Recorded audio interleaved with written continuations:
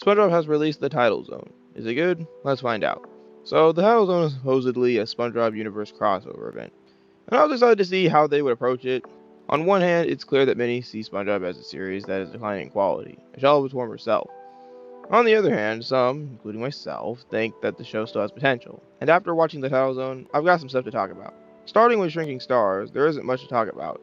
Like with the other episodes of the Title Zone I'm going to be talking about, it's fine by itself. The issue is that this is a SpongeBob universe crossover event. However, it doesn't feel like this episode really ties into anything. Although there is this scene where Grandpa ends up in a different time period and proceeds to try and find some way out, the rest of the episode lacks a lot of crossover moments. I don't see anything from the other Title Zone episodes appear here. Everything here can be used in a normal episode, so why is this episode part of a crossover? Moving on to Welcome to Binary Bottom, this episode is my favorite out of all of them. Although this episode is like the others in the way that it doesn't really tie into anything, the artists, animators, and voice actors did a great job at making this episode look and sound great.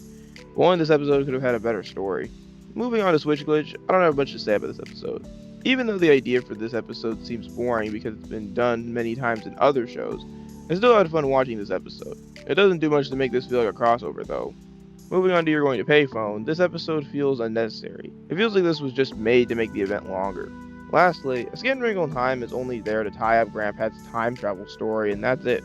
Now you may be wondering why I haven't been talking about what happens in the episodes, and that's because nothing really happens. Shrinking Stars is about the Star family being shrunken down. They don't do anything that entertaining or funny, and the way they get back to normal feels lazy. Welcome to Binary Bottom is just about Robot SpongeBob doing robot things. Nothing interesting happens.